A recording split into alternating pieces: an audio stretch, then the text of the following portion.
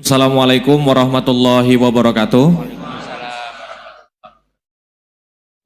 Perkenalkan Gus Baha, nama saya Boyi, mungkin agak beda dengan pada umumnya. Saya bukan dari kalangan santri, tapi ketika mendengar ceramah Gus Baha pada awal-awal saya kuliah itu merasa kok kayak sebelumnya kenapa tidak masuk santri aja gitu.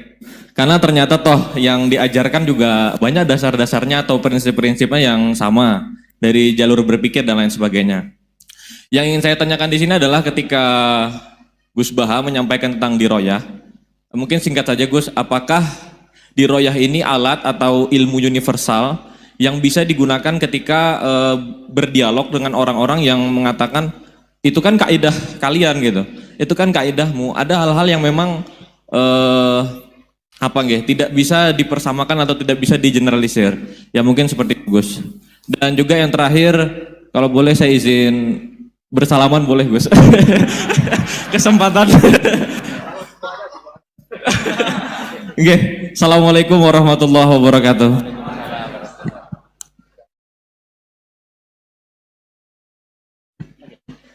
Baik, kita kumpulkan dulu satu lagi, ya.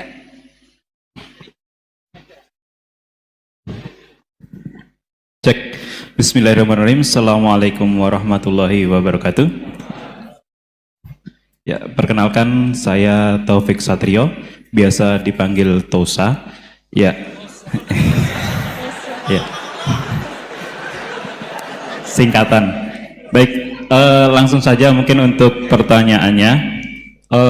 Di yaumil akhir nanti kan ada yang namanya yaumil mizan. Itu pertimbangan gitu kan. Nah, itu bagaimana kalau timbangannya itu sama, artinya seimbang. Apakah itu nanti akan berada di tengah-tengah antara surga dan neraka atau seperti apa? Kemudian yang kedua, itu terkait dengan perbuatan buruk ke orang lain. Ketika kita berbuat buruk ke orang lain itu kan kita istilahnya zalim kepada orang lain. Tapi di lain sisi, itu secara zahir kan seperti itu. Tapi di lain sisi, di akhirat itu kan, kalau secara pahala, kita itu membantu orang lain mendapatkan pahala.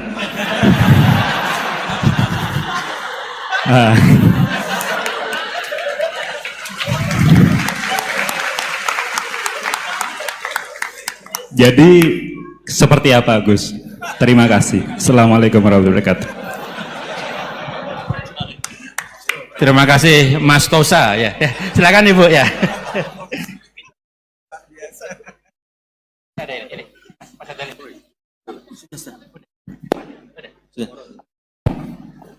Assalamualaikum warahmatullahi wabarakatuh.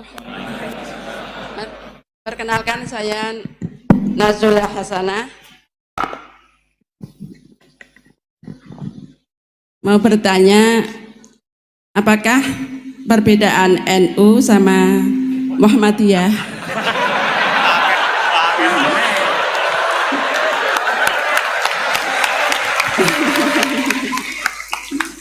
Tadi kan dijabarkan. Terus dalam sholat subuh itu kan ada yang pakai doa kunut, ada yang enggak. Tolong jabarkan. Wassalamualaikum warahmatullahi wabarakatuh. Waalaikumsalam. Baik Gus, ini ada 3 penanya. Mas Boy tadi terkait dengan diroya, apakah ini universal, termasuk untuk yang non muslim bahkan gitu kan. Kemudian yang kedua dari Mas Tosa, hisab yang seimbang Gus, kasusnya gimana ini. Yang kedua terkait dengan kalau berbuat buruk kan membuat pahala untuk yang bersangkutan itu, seperti orang puasa dikasih minum gitu kan ya. Ya. Terus kemudian Bu Hasanah, ini beda antara NU dan MU, kira-kira itu ya. Silakan saja. Ya.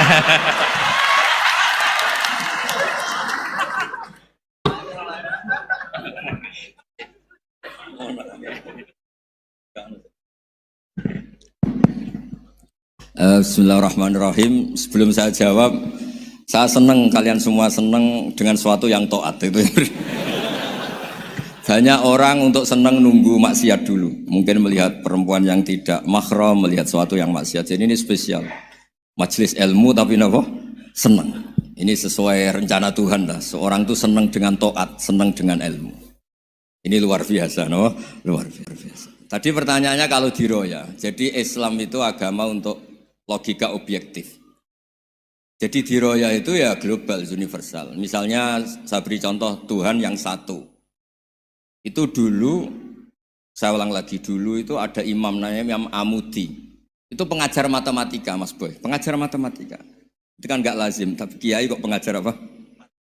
Singkat cerita, ini cerita keramat. Kalau kalian nggak paham ya keramat sendiri. Jangan nggak paham menentang. Singkat cerita, di antara keramat beliau itu Allah itu nyuruh para malaikat disuruh ngaji matematika sama dia. Ngaji tauhid, tapi disebut sama Allah ngaji matematika. Ternyata apa? Cara ngajarkan gini. Misalnya ngajarkan diterang titik. Angka 2, 3 sampai 1 miliar 1 triliun. Nisbatusna ini ilama la nihayatalah. Itu nisbatul fard asli. Angka itu entah 2, entah 3, entah 1 miliar. Semuanya dibanding angka 1 itu namanya cabang. Tetap yang al aslu itu angka 1. Itu otak siapapun itu akan ekor dengan logika tadi. Bukan kita Muslim. Semuanya akan tahu angka berapapun jumlahnya, tetap asal usulnya angka 1. Terus dia gambar apa saja, gambar masjid, apa gambar sapi atau gambar apa saja. Dimulai 1 titik. Gambar ruwet maupun gak ruwet tetap saja dimulai 1 titik. Nuktotul wujud. Jika kalau zaman saya ngaji, Pak Rektor ngaji dulu diterangkan semua makna Quran ada di Fatihah, Fatihah ada di Bismillah ya, Bismillah itu ada di titiknya, titiknya bak. Lah kenapa ini hebatnya Quran? Kenapa dimulai dari 1 titik? Untuk maklumatkan semua alam raya ini dimulai dari 1 titik, yaitu wujud Allah. Logika seperti itu kan orang nggak terima gimana? Mbok gambar seruat apapun dimulai dari mana coba? 1 titik. Angka sebesar apapun dimulai angka apa? 1. Jadi diroyah itu ya universal gitu maksudnya. Ya gitu Mas Bay ya. Jadi diroyah itu universal. Ya soal ada yang belum dapat hidayat apa itu nomor 2, tapi logika yang dibangun Islam itu. Terus pertanyaan kedua apa? Draw tadi. Bisa. Kamu ingin draw? Ini kasus ini, nggak pernah ngaji Quran itu. Di antara yang diterangkan Quran detail itu Ashabul A'raf apa? Ashabul A'raf, orang yang baiknya sama buruknya itu imbang. Itu sudah disediakan nanti di surga itu ada pagar. Kamu ingin di situ? Pagar pembatas apa? Pagar pembatas. Di surga enggak, neraka enggak. Jadi kejadian surga dan neraka itu gini, tak terangin ya. Jadi kira-kira gini, kan hisab itu hanya rubu'un nahar, sekitar 2 jam, 2 jam setengah selesai. Jadi 1 dunia ini dihisab Allah, hanya Allah butuh waktu 2,5 jam. Rubu'un nahar. Kenapa gitu Pak Rektor? Karena semuanya datang ini sudah terindikasi dan itu sudah jelas. Misalnya orang yang soleh banget, wajahnya bersinar, bahkan semua tubuhnya bersinar. Yas'anuruhum baina aidihim. Yang pas-pasan, ya sinarnya pas-pasan. Sehingga nanti yang punya sinar cukup di kanan. Yang kelip-kelip agak ini, yang rawan kesaruk ini yang kelip. Yang gelap gulita langsung di kiri. Nah itu terus faduri babenahum bisuril lahubab. Terus Allah langsung bikin pagar. Nah yang rawan kesaruk pagar yang kelip-kelip tadi. Yang temangsang ini. Karena yang jelas hitam di kiri, yang jelas putih kanan. Yang abu-abu ini sama malaikat digaruk saja. Nah terus temangsang di Araf itu. Nah, terus setelah dipagar ini dia punya kegiatan. Kalau melihat neraka bilang Rabbana srif anna adzaba jahannam. Kalau melihat surga ya Allah, ma kuntu asqa khalqik. Saya ini hamba Engkau yang tidak paling sial dan Kau Maha Rahman. Tolong saya jangan dihadapkan ke neraka lagi. Karena itu menyiksa.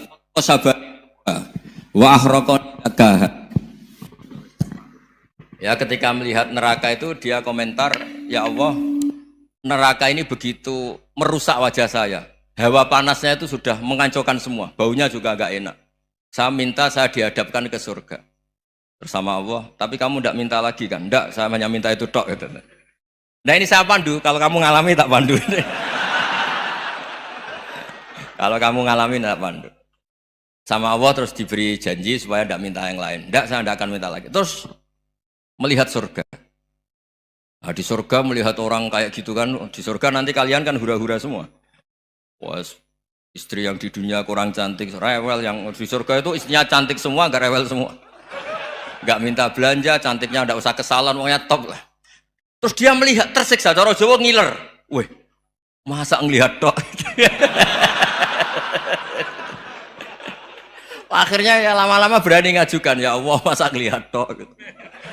Dikasih masuk gitu. Ya terus, tapi kamu kan janji tidak minta lagi. Ya terus ngerayu-ngerayu Tuhan lagi. Akhirnya walhasil nanti kalau betul-betul A'raf itu nasibnya akhirnya masuk surga. Tapi tadi digarap dulu lah, dikerjain dulu. Itu lama sekali perjalanannya, memang lama sekali. Nah soal orang membunuh itu, apa contohnya tadi? Berbuat buruk sama orang lain, ya apapun lah. Berbuat buruk sama orang lain itu, kalau faktanya nanti tobat, Allah yang bisa ngelola itu. Makanya Nabi pernah senyum-senyum, pernah tertawa-tawa. Sungguh ketika Allah menghendaki rahmatnya itu semuanya indah. Yaqtulul qatil fayatubu hadza. Jadi ada orang nyun sewu membunuh, terus dia tobat serius. Kemudian al-maktul yang dibunuh ini masuk surga karena madlum. Qatilnya karena tobat serius juga masuk surga. Ya begitu juga di kedoliman-kedoliman yang lain. Jadi ya makanya tobat itu penting sekali. Ya taruh saja begini yang terkenal ya, contoh Wahsy itu jelas di surga karena syahid dibunuh Wahsy. Apa Hamzah? Hamzah ini jelas di surga karena matul syahidan, dibunuh secara syahid oleh Wahsy. Tapi karena Wahsy tobatnya serius, nanti juga di surga. Begitu juga keburukan-keburukan yang lain. Jadi tobat ini misalnya ada orang hartanya dicuri. Tentu yang dicuri ini kalau dia orang baik, ya mungkin secara formal lapor polisi, tapi kalau dia orang baik mungkin ridho lah, sudah itu saya ridho kan. Berkahnya ridho, dia menjadi orang baik karena ridho diuji Allah, hartanya apa? Dicuri. Kemudian yang mencuri tobat, entah harta itu dikembalikan, entah dikasihkan masjid sebagai amalnya yang dicuri, entah apa-apa, Allah ngasih tobat orang ini. Kemudian sama-sama jadi orang baik, kemudian sama-sama di surga. Makanya itu Nabi sampai senyum-senyum, betapa rahmatnya Allah tidak terbatas. Sama lagi, betapa rahmatnya Allah tidak terbatas. Bahkan qatil sama maktul bisa ngopi di surga bareng tadi itu. Karena ya tadi, masyhur itu. Yang paling legenda dalam sejarah Islam kan, saya pernah membunuh orang yang sangat dicintai Rasulullah. Sebagai tobat saya akan membunuh orang yang paling dibenci Rasulullah. Singkat cerita, Wahsy ini menangi bunuh Musailamah al-Kadzdzab. Orang yang ngaku-ngaku Nabi yang merusak tatanan apa? Islam. Apapun itulah, cerita-cerita apapun itu. Makanya saya sering cerita, kalau preman pasar itu tobat, bu, jangan nyapu masjid. Tobatnya tetap di pasar, yang dulu pasar gak aman karena dia, sekarang aman karena dia. Jangan tobat terus nyapu di pasar, pasar diganti suksesennya, pengganti. Itu gak fair apa? Jadi kalau tobat itu harus seimbang dengan zaman salahnya. Zaman apa? Kayak Umar. Ketika dia kafir itu orang Islam dibikin takut. Terus ketika dia Islam, gantian orang kafir dibikin takut. Pertama dia Islam langsung marahnya Abu Jahal, awas kalau ganggu Rasulullah, ngadepin saya. Itu fair. Kenapa? Fair. Jangan tobatnya bikin orang takut, lah tobat ke masjid, nyapu. Yang di pasar diganti penggantinya tetap gaduh. Gak boleh, harusnya kalau lama bikin pasar takut, ya sekarang lama bikin pasar apa? Aman. Itu tobat yang apa? Seimbang. Ya kira-kira gitu ya. Nanti tak pandu kalau sudah di Arab. Terus gimana? Yang ketiga NU sama MU. Satu itu beda seragamnya dan logonya.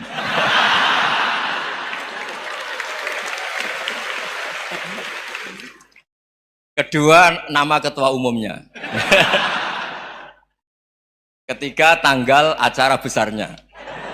Muktamar Muhammadiyah dan NU itu beda. Sudah beda satu abadnya. Tentu dulu Muhammadiyah. Tapi begini ya, perbedaan itu nggak bisa dihindari. Karena tadi ada sudut pandang apa? Ada sudut pandang, itu nggak bisa dihindari. Ini cerita yang nyata ya. Saya ulang lagi, senyata-nyatanya. Andaikan betul Rasulullah itu hanya kunut 1-2 kali. Maka kalau menurut mazhab Syafi'i, apa salahnya melakukan sunnah terus-menerus meskipun Nabi itu melakukan hanya beberapa kali? Karena pertama sesuatu yang pernah dilakukan Nabi pasti akan menjadi sunnah yang terus menerus. Nabi itu puasa Senin Kamis juga tidak selalu. Salah kalau ada orang bilang Nabi malah takut kalau ibadah sunat dilakukan terus menerus karena nanti takut diwajib. Itu masyhur dalam kaidah usul fikih. Tapi yang tidak kunut juga tidak salah karena ya tadi Nabi ya pernah kunut, Nabi juga pernah tidak kunut karena nabinya orang banyak. Kan bukan Nabi kelompok tertentu, no? Jadi sederhana. Terus menyangkut ini dengerin betul sujud. Sujud itu banyak ulama yang mengatakan untuk sah itu harus melibatkan 7 anggota. Umirtu an asjuda ala sab'ati azumin al-jabha wal yaden warukbaten wal qadamen. Saya diperintahkan sujud itu melibatkan 7 anggota, yaitu jabha, yaden 2 tangan, 2 lutut, terus 2 qadamen. Tapi Imam Syafi'i ngendikan andaikan ada pendapat yang mengatakan ukurannya cukup jabha, maka itu juga benar.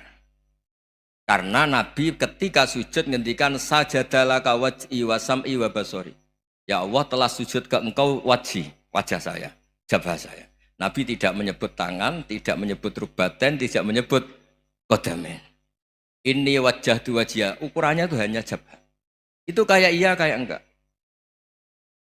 Nah hal-hal seperti itu yang menjadikan ada ijtihad. Ijtihad itu satu pemikiran yang cara sudut pandang itu kayak iya kayak enggak. Nah itu terus ada al-madhaibul arba'ah. Terus ketika implementasi di Indonesia, dulu Mbah Ahmad Dahlan juga ngaji Mbah Soleh Darat. Mbah Hasyim Asy'ari juga ngaji Mbah Soleh Darat. Ketika di Mekah sama-sama ngaji Syekh Khotib Minangkabau. Sama-sama ngaji Syekh Mahfud Termas. Jadi ya kalau di keluarga kita itu ya biasa aja perbedaan-perbedaan itu selama masih ilmiah dianggap biasa aja. Karena memang ngelola sudut pandang itu nggak bisa ditertibkan. Nabi Yahya itu suka berkawan orang soleh. Karena berkawan orang soleh itu enak. Tapi kalau Nabi Isa suka dadani desa-desa tertinggal yang masih macam-macam. Ketika ditanya, kenapa engkau suka berkawan orang-orang gitu? Ana tabibun udawil mardo. Di mana-mana kiai itu ya nyembuhkan yang sakit. Jadi kalau dakwah yang sudah iman tuh akeh tunggali gitu. Tapi dakwah gitu kan tantangan. Itu sudut pandang. Ada nabi itu yang tertawa terus guyon terus. Yang satu murung terus. Ya sama Nabi Isa dan Yahya kan satu angkatan.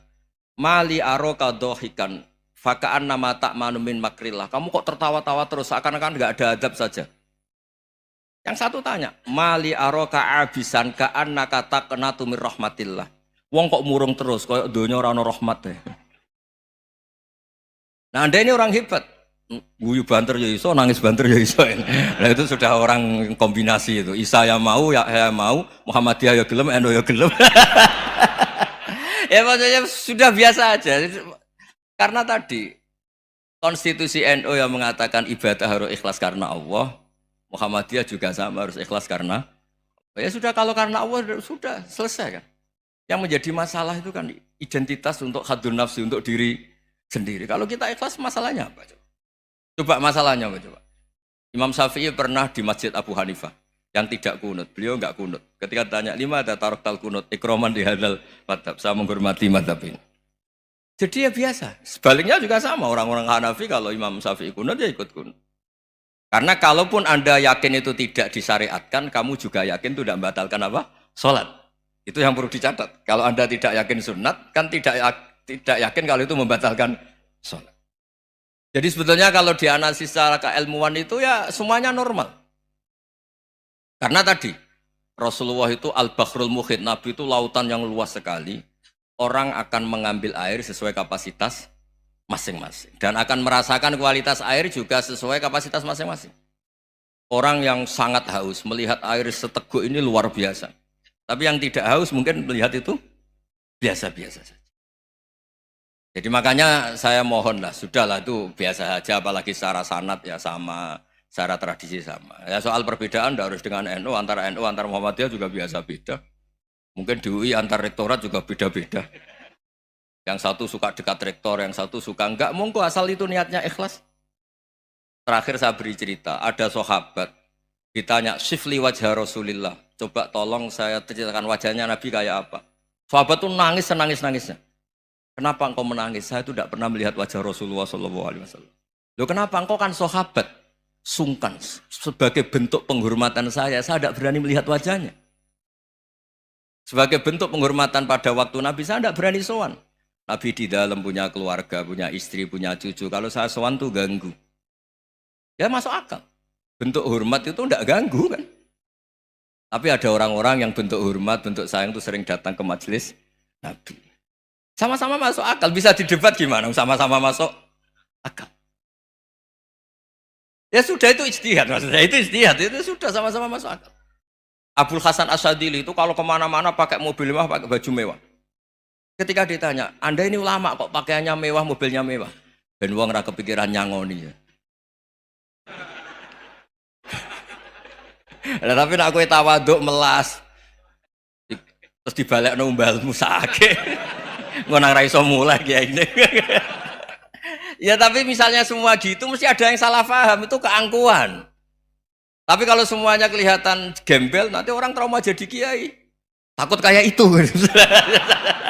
Ya sudah, itu wilayah ijtihad, sudah tidak usah ya, pokoknya sudah, yang penting ikhlas. Anda berani tanggung jawab nanti ketika ketemu Allah Subhanahu wa taala. Nggih, ngoten. Assalamualaikum warahmatullahi wabarakatuh.